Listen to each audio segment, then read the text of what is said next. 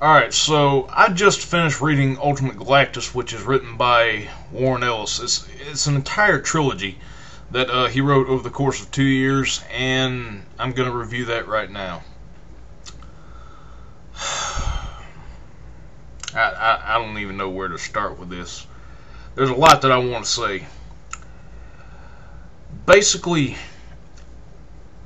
this entire story is fucking awesome. I love it.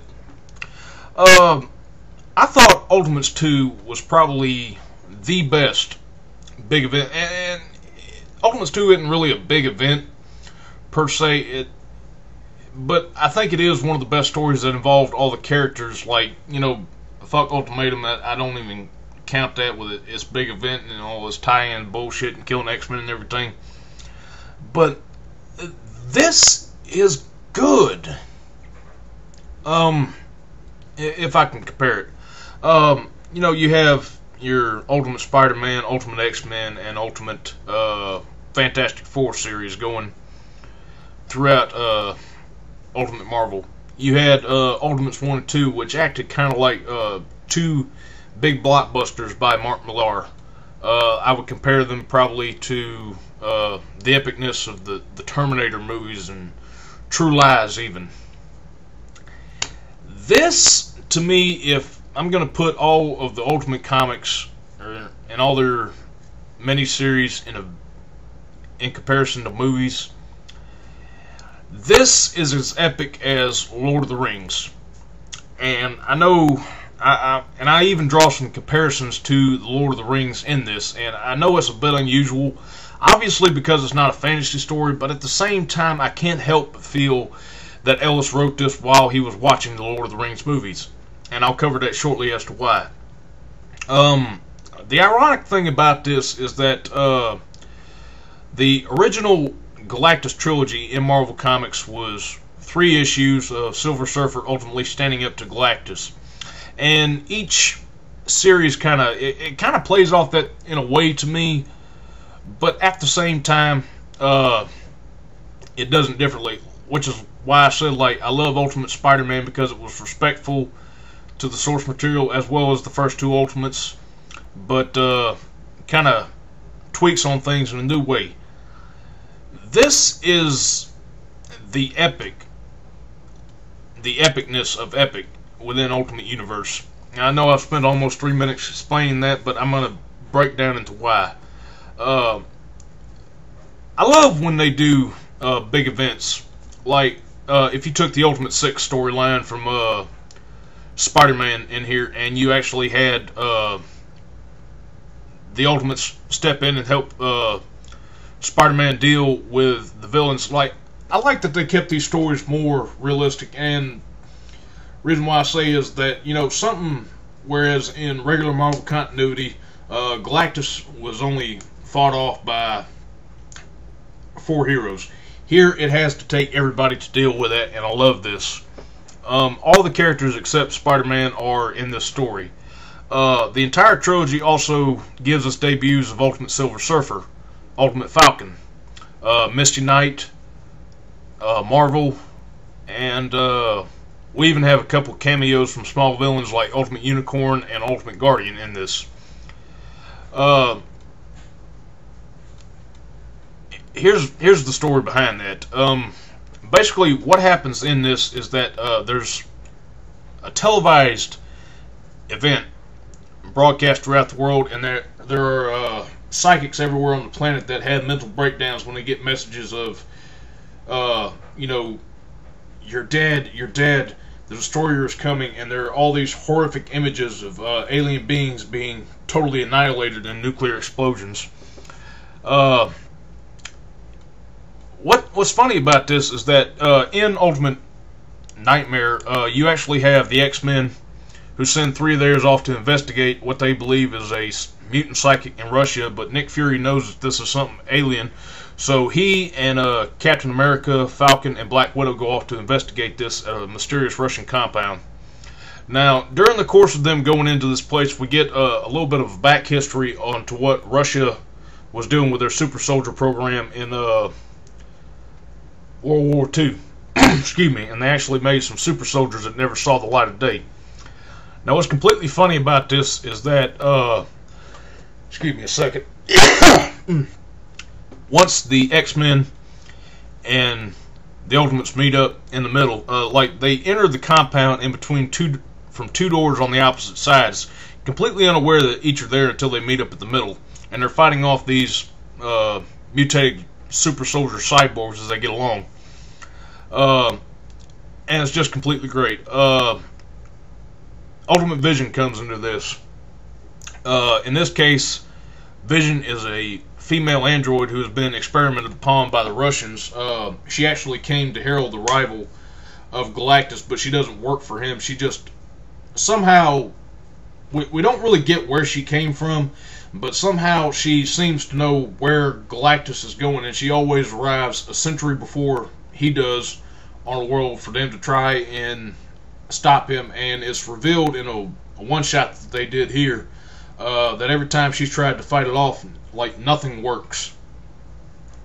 Ultimate Nightmare is great, though. It's got some great artwork to it, some very dark humor in there, but yet it has a serious tone to it. Once that passes, we go off into Secret.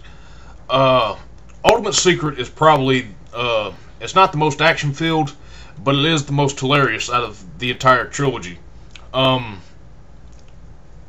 Thor, Iron Man, and Fantastic Four are brought in, and the X-Men won't show up until the final installment. But there's a lot of hilarity that ensues in this.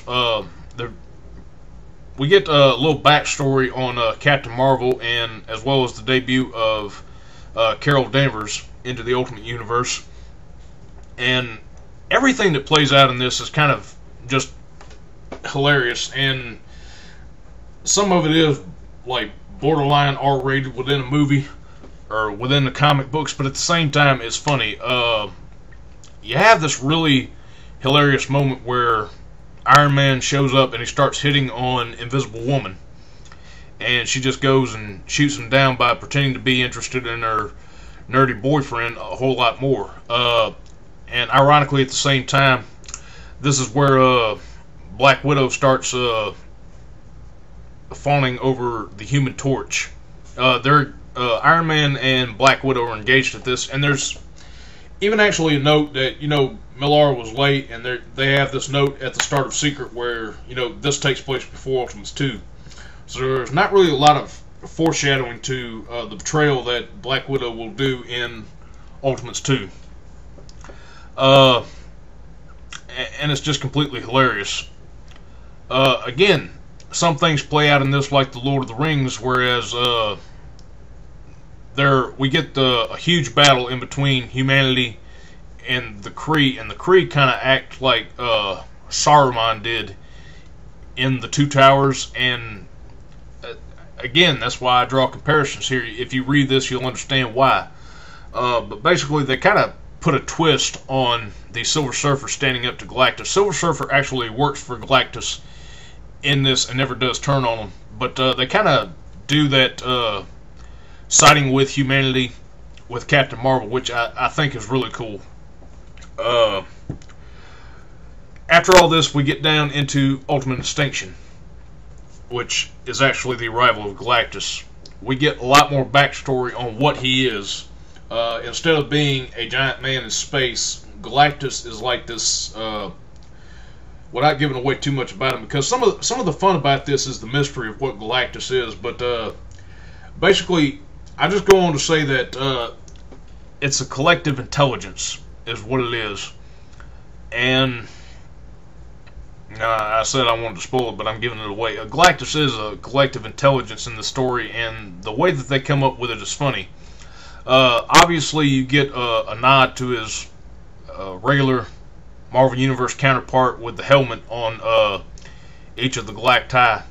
But again, the imagery of it shows up so much throughout the story, the helmet, and again, I draw comparisons to the Lord of the Rings with this playing out like the Eye of Sauron. And it's funny, and I think there was even one point in here where they kind of say, like, this is some Eye of the Sauron shit going on here, which I thought was funny. We also get a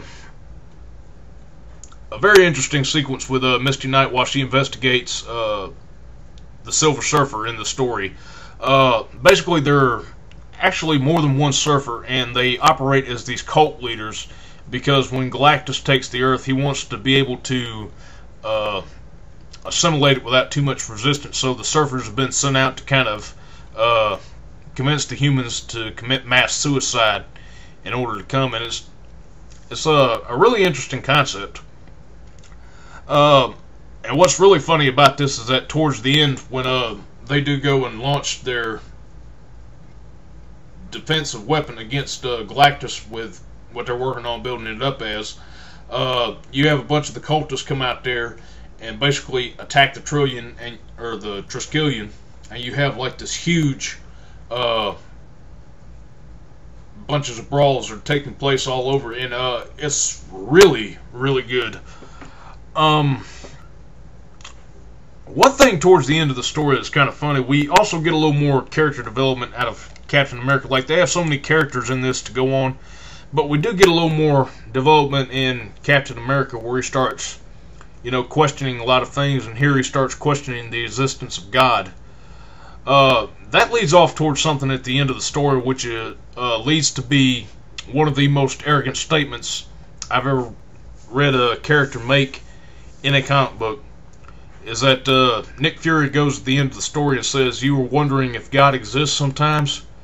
I think we've seen right here today that God is very real." And you know what it makes me really wonder is if I get up to heaven, will God want to throw down and fight with me, or is he just going to move over and let me sit down with him? Because Nick Fury is so full of himself after the end of the story, and I just thought that was kind of hilarious to me. But aside from all that, it is a great, great story, and even Ultimate Vision, which is a 7-issue miniseries that Millar wrote after the Galactus Trilogy ended, I'll also recommend picking that up. It's a great story, and I highly recommend that you check it out.